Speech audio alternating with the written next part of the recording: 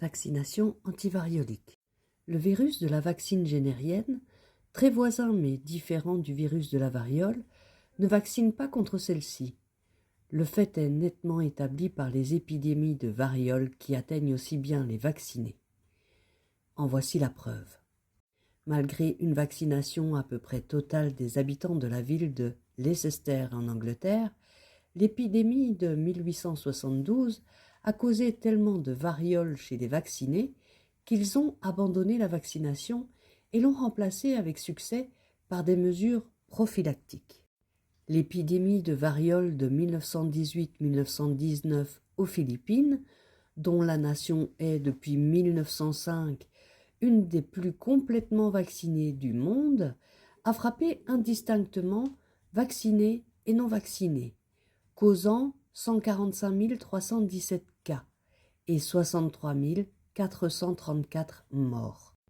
La mortalité par variole a atteint 65,3% à Manille, ville la plus fortement vaccinée du pays, alors qu'elle n'était que de 10% avant 1905.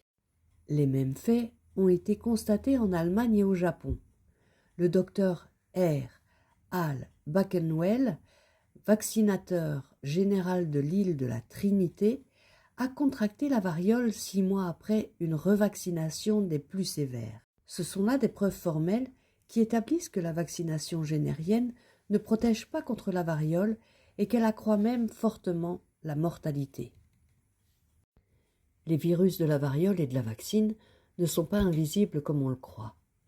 Ils sont tous deux une moisissure dont les spores de 6 à 12 microns et le mycélium foisonnent dans les pustules. Le mycélium, très agressif, cause une mycose permanente et en végétant dans les organes, provoque des troubles variés, maladies mentales, des centres nerveux, des vaisseaux, du foie, des reins, etc. La vaccine pratiquée en France en 1947 a été souvent sévère et suivie d'accidents, notamment en Savoie où la mort de plusieurs enfants a dû faire cesser les vaccinations. Comme la vaccine générienne ne protège pas contre la variole, elle a cause d'accidents et confère toujours une mycose permanente dangereuse, on doit l'abandonner et surtout en supprimer l'obligation, comme cela a eu lieu en Angleterre et en Hollande. Récapitulation. Les faits qui viennent d'être exposés prouvent au lecteur que les vaccinations ne sont qu'une longue tromperie savamment organisée pour réaliser la prospérité d'une affaire commerciale. Le commerce des vaccins a commencé en 1881 par la vente par Pasteur du vaccin contre le charbon découvert en 1880 par Toussaint. En 1885, l'incompétence médicale et biologique totale de Pasteur se manifesta par la mystification de la prétendue guérison du jeune Meister et de la rage par un traitement absurde, inutile et criminel qu'une publicité insensée, charlatanesque, présenta à l'admiration universelle comme la découverte la plus géniale des temps modernes, mais qui, en 3 mois, en 1886, tua 11 personnes par rage paralytique inoculées par le vaccin.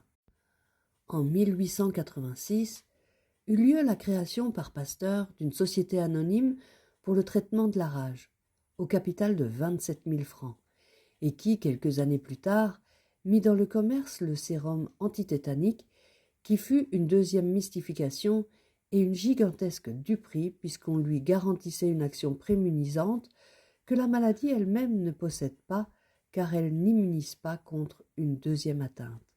Fait connu à cette époque et qui impliquait l'impossibilité d'une action préventive d'un sérum. En 1923, commença la vaccination antidiphtérique que l'expérience de Zuller prouva catastrophique en 1925, mais dont on dénatura sciemment le résultat pour pouvoir continuer le commerce du vaccin malgré son action néfaste.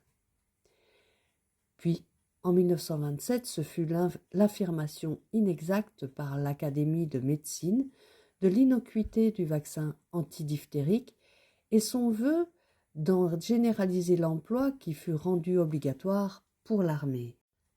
Et enfin, ce furent en 1935 et 1938 les affirmations rigoureusement contraires aux faits, notamment que cette vaccination catastrophique allait supprimer la diphtérie en France, qui faussèrent l'opinion des membres du Parlement et leur firent voter la loi odieuse du 25 juin 1938 qui provoqua l'affreuse catastrophe actuelle.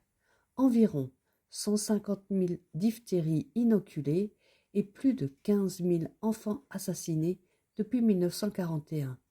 Preuve cinglante et sanglante que la fausseté des affirmations faites au Parlement et de celle de l'innocuité du vaccin attesté par l'Académie de médecine.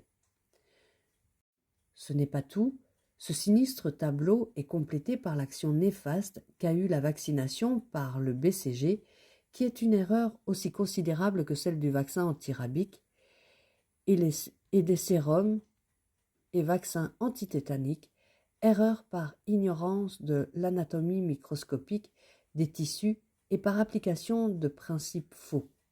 En résumé, c'est par une série de désastres pour le public que s'est manifestée l'action néfaste des vaccinations successives. Devant des erreurs aussi énormes, absurdes, criminelles, devant l'affreuse situation qu'elles ont créée, personne n'interviendra-t-il pour protéger le public sans défense ? Va-t-on continuer à inoculer la rage paralytique à tous ceux qui subissent le criminel traitement antirabique ? Va-t-on continuer la gigantesque duperie des sérums et vaccins antitétaniques virulents et inefficaces contre la maladie qui elle-même n'immunise pas ? Va-t-on continuer l'inoculation du BCG qui, virulent et inefficace, est une des plus grosses erreurs médicales ? On vient de condamner à mort une jeune femme qui a assassiné son enfant. Mais plus de 15 000 enfants ont été assassinés impunément depuis 1941 par ceux qui, en 1925, ont sciemment faussé le résultat du contrôle de Zuller qui, en dénonçant l'action catastrophique de l'anatoxine diphtérique, en commandait impérieusement l'abandon définitif.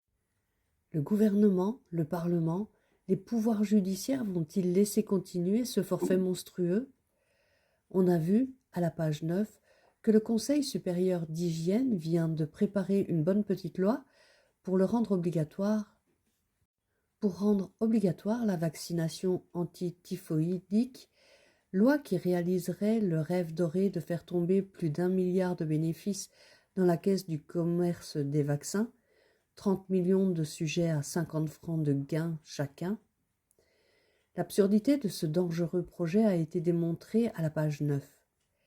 Mis en pratique, il provoquerait une catastrophe aussi criminelle que celle de l'anatoxine diphtérique. Déjà, pareil rêve doré était né l'année dernière avec un vœu de l'Académie de médecine de généraliser la vaccination antitétanique, rêve que j'ai fait écrouler par une lettre ouverte informant les membres de cette académie que cette vaccination est absurde et, avec le sérum antitétanique, une gigantesque et mondiale duperie qui déshonore la science française depuis 50 ans, puisque la maladie tétanos n'immunise pas elle-même. Si un tel rêve doré a déjà réussi à se réaliser une fois, c'est grâce à la dénaturation coupable du contrôle de Zuller et aux affirmations mensongères qui ont odieusement trompé les membres du Parlement en 1936 et 1938. Les énormes bénéfices que cette criminelle opération a rapportés ont coûté à la nation depuis 1947 plus de 150 000 diphtéries graves inoculées aux enfants et plus de 15 000 assassinés. Que messieurs les membres du Parlement s'en souviennent quand ils auront leur bulletin de vote à la main. Croire que les Français vont accepter ce nouvel attentat contre leur liberté corporelle et ces risques graves dénote un état d'inconscience et de folie dangereux pour le public qui va exiger, au contraire, de récupérer la liberté qu'on lui a volée en 1838 en trompant odieusement le Parlement. Et il la récupérera. Je répète que la loi du 25 juin 1938 est devenue caduque parce que la catastrophe actuelle est contraire à l'intention du législateur et met les Français en état de légitime défense contre les vaccinations et en droit de les refuser, la loi obligeant à recevoir un vaccin inoffensif qui protège contre la maladie, mais pas un vaccin qui la donne et qui tue.